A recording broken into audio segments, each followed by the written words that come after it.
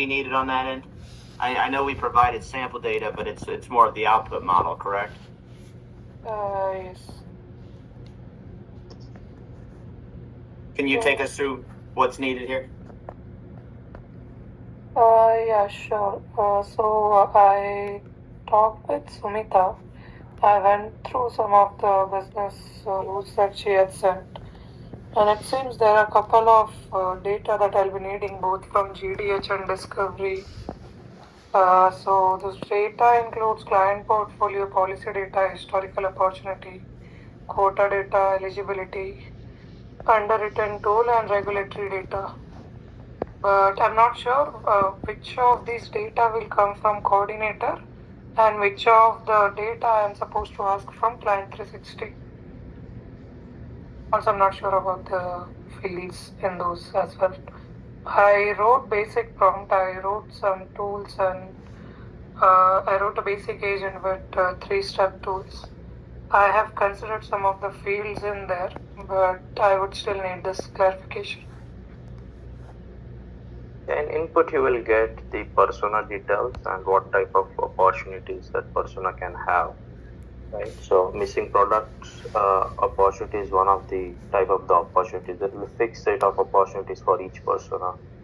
So the backend, when it will trigger the coordinator agent flow, it will give the persona details and the opportunity type details. So insight agent is supposed to understand that for this persona and for this type of insights, right, what are the skills I have, right? And in those skills, you will have the tool calls to the GDH, right, through client 360. So go with the missing product opportunity and the persona, right? Opportunity type and the persona as your input, and then you should have the all the business logics written for missing product opportunity. Then what all you need, all the GDH data will come from the domain agent, the client 360. Coordinator will not provide any data from the GDH. So the only thing I'll receive from coordinator is AE and client details.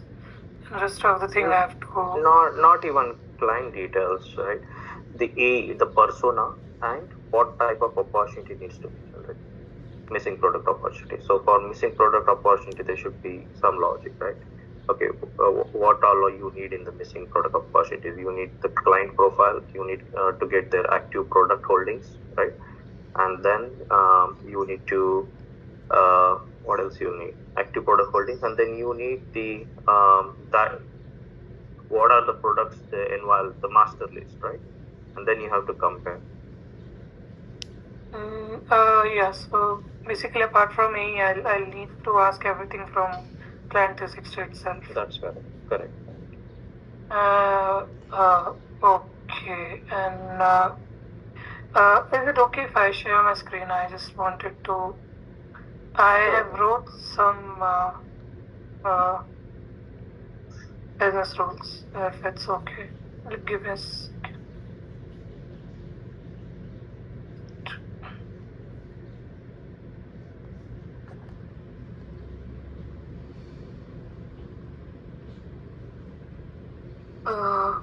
Is my screen visible?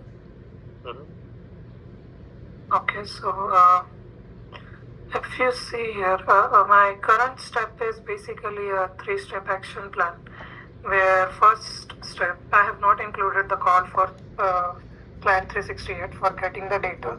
But once I get the data, my first step is to get a unified JSON data combining all the data that I've extracted from client 360, whether it's portfolio, whether it's a product catalog, whether it's historical data. So my first plan is to get this sort of combined JSON data, which will basically include what is the current client standing with respect to client portfolio, whether the client is an active client or has any renewal pending and all those things. These are from the documents of business rules that Sumita has passed.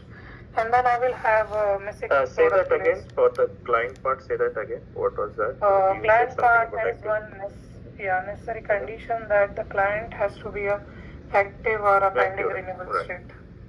Right. Yeah. So same goes for the product itself. So for the product or the opportunity we are referring with respect to the client, that also has to be in the active. Like it's not supposed to be what is it, in the regulatory or restricted section of the business. Right. So all those things I'm including along with the missing product details, and this will also include the historical data. So for now my idea of plan is, from once I get the necessary data that I need from the business, from the client 360, I will combine it in this unified JSON. And in the next step, based on this unified JSON, I look for, which is this one, opportunity.txt. Then I look for the specific opportunity ID, which product category or product type, a policy I need to look for, and what is the level of strength and growth in there, based on the historical data and product catalog that I've combined in the previous step. And about this action plan, I wanted to ask if do we have to go with some specific certain steps of action plan? Do we have any fixed steps that needs to perform, and apart from that other steps can vary? Or What are the other steps? You said you are going with the 3-step one, right?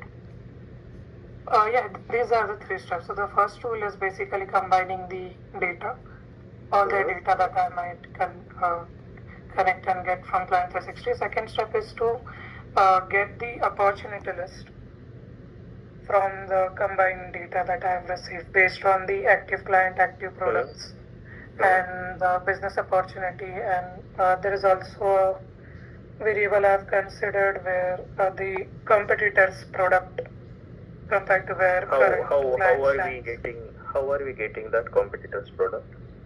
I was hoping it will be there in the Client 360 because it's there mentioned in here. I'll have to go through it again.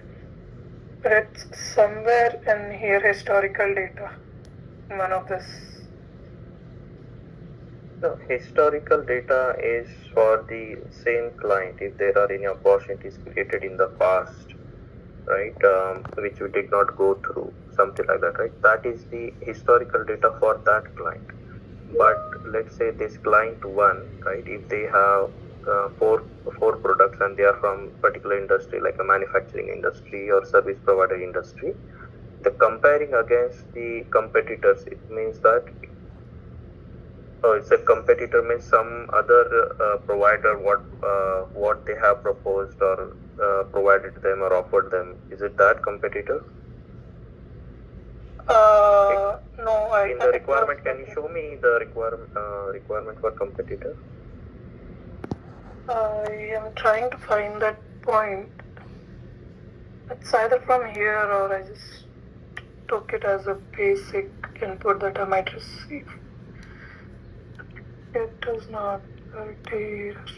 It's not there in the acceptance criteria. Yeah, so it is for the other client, okay? Other client of similar category, right? So as I was saying, like the client 1 is from the manufacturing industry, and there's the client 2 from the manufacturing industry. And if the client 2 has more products, right? So we need to check that also, like what are those products missing in the client 1.